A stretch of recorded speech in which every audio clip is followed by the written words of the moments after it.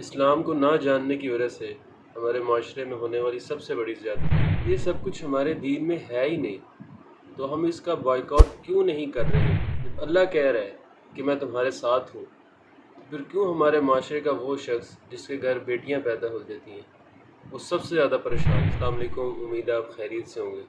تو اس ویڈیو کے بارے میں ہم صرف جہیز کو ڈسکس کرنے لگے ہیں۔ ٹاپک کو ڈسکس کرنے سے پہلے میں اس کی اہمیت بتا دوں کہ میاں بیوی معاشرے کا سینٹرل یونٹ ہوتے ہیں جہاں سے خیر بھی پھیلتی ہے اور شر بھی پھیلتا ہے، اس لیے میں نے اس ٹاپک کو چنا ہے۔ اس لیے جب تک ہمارا میاں بیوی کا نکاح کا رشتہ آسان نہیں ہوگا، پاکیزہ نہیں ہوگا اور دین کے مطابق نہیں ہوگا، تب تک جتنی مرضی جد و جہد کر لیں ہمارے معاشرے میں انقلاب نہیں برپا ہو سکتا۔ ہمارے معاشرے میں ایک بہت بڑا مسئلہ یہ ہے، اور اسلام میں جس چیز کا وجود ہی نہیں ہے اور جس چیز کو کنڈیم کیا ہے اسلام نے، آج ہمارے معاشرے میں اس حد تک پھیل چکی ہے کہ لوگ اس کو عبادت سمجھنے لگ گئے ہیں اور بہت بڑی نیکی سمجھنے لگ گئے ہیں اپنی اولاد کے ساتھ۔ یہاں پہ شاید بہت سے ہمارے مسلمان بہن بھائی یہ کہیں کہ بھائی اس میں برائی کیا ہے؟ اللہ نے ہمیں مال دیا تھا، ہم نے اس لیے اس طرح کی ساری رسم و رواج کی، تو اس میں کیا برائی ہے؟ تو ان سب کے لیے یہ پیغام ہے کہ دیکھیں، اسلام اچھے برے کی تمیز نہیں سکھاتا، صحیح غلط کی تمیز سکھاتا ہے۔ تو بس ہم شروع سے مختصر اور بہت ہی سمپل وے میں اس کی سرجری کریں گے کہ پتہ چل سکے کہ ہو کیا رہا ہے، یہ بیماری آئی کہاں سے ہمارے اندر۔ تو اس کا مختصر جواب یہ کہ جب مسلمان اور ہندو اکٹھے رہتے تھے اور بر صغیر کے اوپر انگریز کی حکومت تھی، کمپنی ایک ہونے کی وجہ سے ایک دوسرے سے ہم نے چیزیں سیکھ لی، ایک دوسرے کی چیزیں ہم نے اپنا لی، اور انسان ماحول سے چونکہ اثر لیتا ہے تو ہم نے بھی بجائے کہ ہم ان کو متاثر کرتے ہیں، ہم ان سے متاثر ہو کے ان کی روایات کو اور ان کی ثقافت کو اپنا لیا۔ ہر ایک کو پتہ ہے، جو کرتا ہے اور جو نہیں کرتا، ان سب کو پتہ ہے کہ ہندوانہ رسم ہے، اسلام کا اس سے دور دور تک کوئی تعلق نہیں ہے۔ یہ مہندی، برات، مکلاوے، اٹھن، اس کا کوئی تعلق نہیں ہے اسلام سے۔ اب یہ بات سن کے شاید بہت سے مسلمان بہن بھائی مرد عورتیں یہ کہیں گی کہ بھئی یہ دیکھو اسلام کو سخت کر رہے ہیں، ہم اس لیے نہیں اپنے بچوں کو مولویوں کے پاس بھیجتے۔ تو ان سے یہ گزارش ہے کہ دیکھیں، اصل میں یہ بات آپ کے ذہن میں پتہ کیوں آ رہی ہے؟ کیونکہ آپ کو بتایا ہی نہیں گیا کہ آپ کی زندگی کا مقصد کیا ہے۔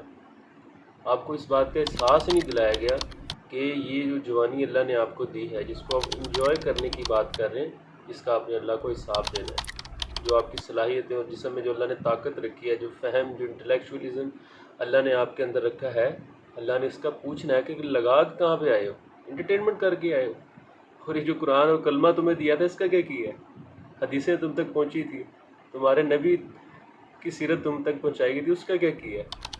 اب چونکہ ہمیں اس کا احساس نہیں دلایا گیا، تو پھر ہم زندگی کو انجوائے کریں گے، اس کے علاوہ ہم کیا کریں؟ یہ وہ سوچ کا فالٹ ہے جو ہمارے اندر اس کمپنی سے آیا ہے، جو اس وقت سے آیا ہے جو ہم نے انڈیا کے اور یا پھر ہندو لوگوں کے ساتھ گزارا ہے، کہ بجائے کہ ہماری زندگی کا مقصد اسلام کی خدمت ہوتا، اسلام کی اشاعت یا بلندی ہوتا، ہم نے اس کو لائف کو انجوائے کرنا بنا لیا کہ بھائی لائف کو انجوائے بھی تو کرنا چاہیے۔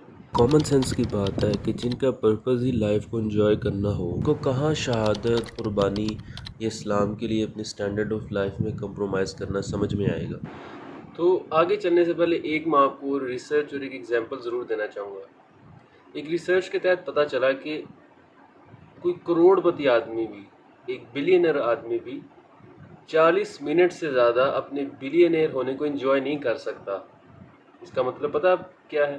کہ اس وقت اگر آپ کو کوئی اچانک آ کے 10 کروڑ روپیہ دے دے تو 40 منٹ سے پہلے اس کی خوشی ختم ہو جائے گی، اور پھر پتہ انسان کیا کرتا ہے؟ اسٹیٹس لگائے گا، سنیپس، کچھ شاپنگ کر کے، کوئی خاندان والوں میں گھومنا پھرنا، کیونکہ مجھے وہ فیل دوبارہ سے ملے جو فیل مجھے اس وقت مل رہی تھی جب میرے ہاتھ میں وہ کروڑ روپے آ گئے تھے۔ اسی طرح ساری دنیا کی چیزوں کی مثال ہے۔ آپ جتنا مرضی بڑا جہیز دے دیں، مہندی، براتیں، مکلاوے اور یہ فضول رسمیں اور دنیا کی جتنی مرضی آپ چیزیں جمع کر لیں، آئی فونز لے لیں، گاڑیاں لے لیں، 40 منٹ سے پہلے آپ کی اس چیز کی خوشی ختم ہو جائے گی، اور پھر آپ کو کچھ نہ کچھ اور کرنا پڑے گا، کچھ دکھانا پڑے گا، شوکاریاں کرنی پڑیں گی اس فیل کو دوبارہ لانے کے لیے۔ شاید اب ویورز میں سے یا لسنرز میں سے کوئی یہ بات سوچ رہا ہو کہ بھئی میں تو مجبوری میں یہ سب کچھ کرتا ہوں، انہوں نے ابھی یہ ویڈیو بنا دی ہے، اعتراضات کر رہے ہیں۔ تو اس کا جواب میں نے آخر میں دیا ہے کہ اگر آپ یہ مجبور سمجھتے ہیں خود کو تو اس کی کیا وجہ ہے۔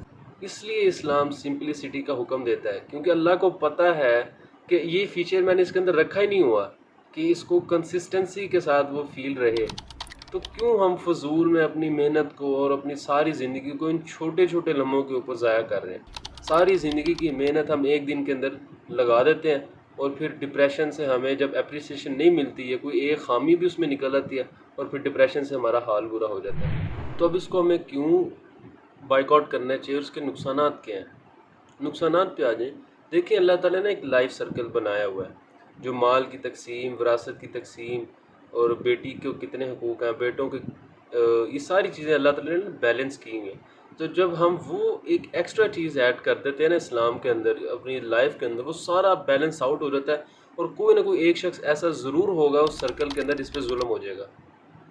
یہ اس کے آلٹرنیٹ میں ایک اور حرکت ہمارے معاشرے میں ہوتی ہے، جو کہ گاؤں دیہات میں آپ کو بہت زیادہ دیکھنے کو ملتی ہے، اور آپ کو پتہ بھی ہوگا کہ بیٹی کو بڑے ٹھاٹ باٹ سے جہیز دے کے رخصت کیا رہتا ہے، اور جب جس دن وراثت کی باری آتی ہے اس دن اس کو کہا جاتا ہے کہ تمہیں سب کچھ ہم نے تمہاری شادی پہ دے دیا تھا۔ اصل تو شیطان ہے نا، تو شیطان یہ دلیل دیتا ہے اس بھائی کو کہ یہ دیکھو، اور جو انسان جاہل ہوگا، جس کو اتنا بھی علم نہیں ہوگا کہ بھائی غلطی تمہاری اپنی ہے، تو وہ پھر حق مارتا ہے اپنی بہنوں کا۔ اتنا بڑا نقصان ہوتا ہے جب ہم ایک چیز اسلام میں ایڈ کرتے ہیں یا مائنس کرتے ہیں، اتنا بڑا نقصان ہو جاتا ہے کہ پورے سرکل کے اندر ایک بندہ لازمی ہوگا جس کے اوپر ظلم ہوگا، جس پہ برڈن آئے گا، جس کا حق مارا جائے گا، جس کی آسانی جو اسلام نے رکھی تھی وہ چھین لی جائے گی۔ کیونکہ اس کا بائک آؤٹ کیوں کرنا چاہیے؟ تو مختصر یہ ہے کہ یہ مرد کی غیرت کے خلاف ہے۔ یہ غیرت کے خلاف ہے کہ کوئی آپ کو اپنی بیٹی بھی دے رہا ہو، اور آپ اس کے گھر سے ایسے منورنجن بھی ایسے دبا کے کھا رہے ہیں، اور فل خرچہ اس کا کروا رہے ہیں۔ پہلے دور، اب تھوڑا سا عرصہ پیچھے چلے جائیں، 50-60 سال، ہم نے بڑوں سے سنا ہے جن کا تاریخ سے تعلق ہے کہ لوگ شرم سے اگر تھوڑی سی بھی کچھ چیز کھا لیتے تھے نا، لڑکیوں کی طرف سے، لڑکی والوں کی طرف سے، بہو کے گھر کی طرف سے، تو جاتے وقت اس کے باپ کے ہاتھ میں خرچہ تھما دیتے چھپکے سے۔ اتنی غیرت تھی۔ یہ بھی ممکن ہے کہ اس ڈسکشن کو سن کے کسی کے دل میں سوال آیا ہو، کوئی یہ کہے کہ بھائی اس کے بغیر تو رشتے نہیں ہوتے۔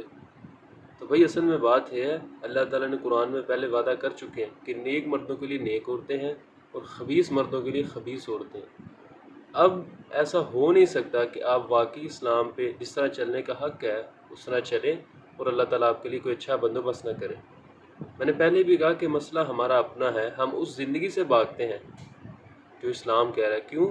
ہمیں وہ سوچ نہیں دی گئی، ہمیں ڈر لگتا ہے، ہمیں بہت مشکل لگتا ہے، بورنگ لگتا ہے اسلام پہ چلنا۔ تو ایک مثال دے کے آپ کو یہ بات سمجھائیے کہ ہمیں کیوں اس سے بچنا چاہیے۔ ہاں، ہو سکتا ہے کہ جو ویڈیو دیکھ رہا ہے اس نے بھی جہیز لیا ہو، اب اس کو شرم آ رہی ہو، تو کوئی بات نہیں، یہ کروا گھونٹ آپ پی لیں، بجائے کہ یہ نسل در نسل بیماری منتقل ہوتی رہے اور اس سے معاشرے کا نقصان ہوتا رہے۔ یہ کڑوا گھونٹ ایک نہ ایک کو تو پینا پڑے گا، تاکہ یہ معاشرے کے لیے خیر کا ذریعہ بن سکے، معاشرے میں کچھ آسانیاں پیدا ہو سکیں۔ اصل مسئلہ تو ہمارا اپنا ہے، یہ حکومتیں کچھ نہیں کر رہی، ہماری اپنی غلطیاں ہیں جس کی وجہ سے اللہ تعالیٰ ہمیں سزا دے رہے ہیں۔ اگر آپ اس سے متعلق کوئی بات کہنا چاہتے ہیں، یا مجھے کوئی سجیشن دینا چاہتے ہیں، یا پھر مجھ سے کوئی غلطی ہوئی ہے اسے ہائیڈ آؤٹ کرنا چاہتے ہیں، اس کو آپ کامنٹ سیکشن میں بھی بتا سکتے ہیں، لنک کے ذریعے سے آپ مجھ سے کانٹیکٹ بھی کر سکتے ہیں۔ باقی آپ کا ویڈیو دیکھنے کا بہت شکریہ۔ السلام علیکم۔